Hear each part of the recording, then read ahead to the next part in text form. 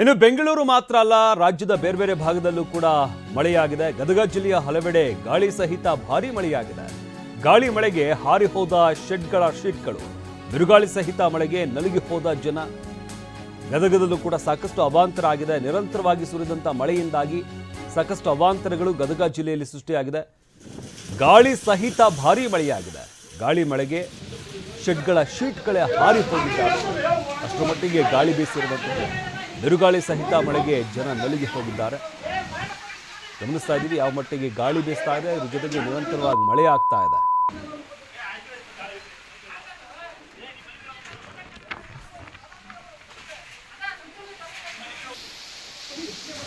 Bike ನಲ್ಲಿ ಭಾರಿ ಕಷ್ಟ.